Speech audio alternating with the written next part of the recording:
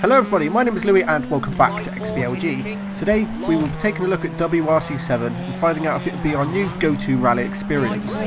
In this video we will be talking about all the features it has to offer, including how it handles with the wheel, the roster of cars available, game modes, graphics, and a few comparisons to my favourite current rally game, Dirt.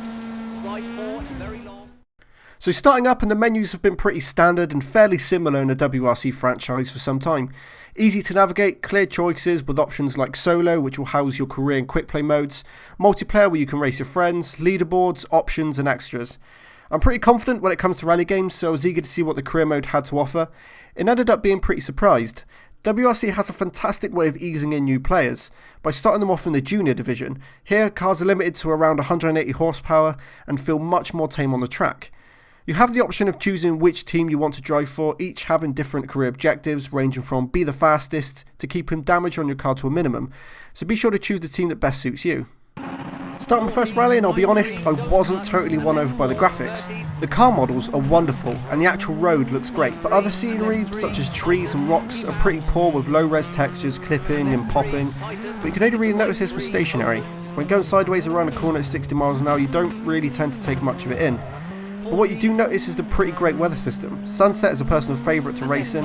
They have the colours of the sky pretty perfect, and it really sets the scene for a summery rally in Greece.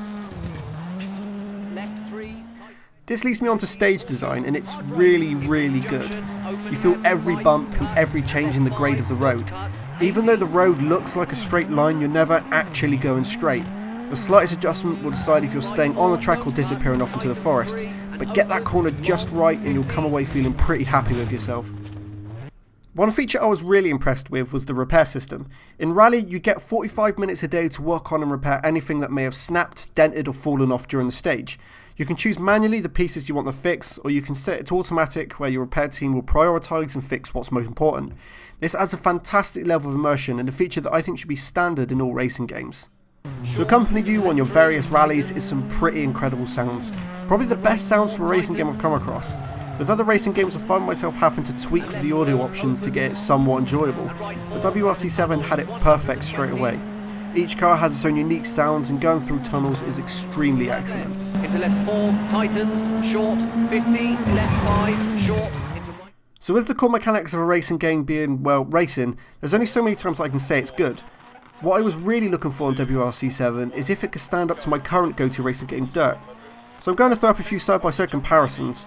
The obvious is of course how different they look, but I want to explore the other differences that for me give a better overall experience. First, the very beginning of the stage and how the car rolls up to the start. Notice the physics of the car in WRC and how it kind of bounces to the start rather than rolls. It's like the car's been dropped from a height. I don't really understand what's going on. Second, now this is a big one, car damage. The damage in WRC7 is way too forgiving. Hitting a tree at 100 miles per hour will have your car spinning with 360 degrees with little damage. Do this in Dirt and the whole chassis of your car will bend. Playing WRC, I noticed I'm a much more of a relaxed driver, knowing that I can freely smash into stuff with little consequences. Another one would be camera angle. I race with a follow camera, meaning that I can always see the entire of my car.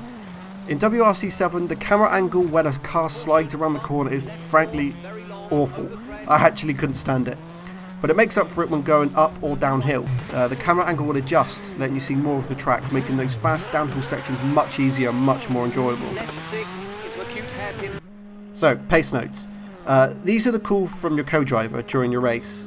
They will tell you vital information about what lies ahead, being direction and angle of a corner, jumps and other dangers.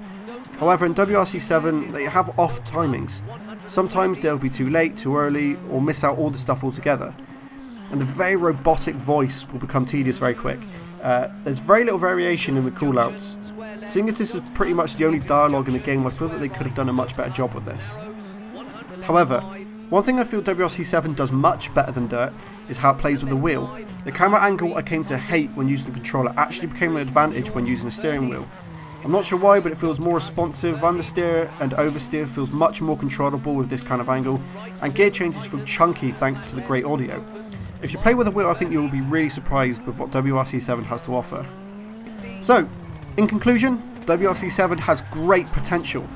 Everything is there for it to be a fantastic rally experience, but everything feels slightly unpolished. All the features feel good, but nothing really grabs you and pulls you in. If the career features and stage design in WRC7 had the cars and graphics of Dirt, you would have the perfect game. I'll say it's not worse than Dirt, but it's not better either. It's different, and different isn't bad at all.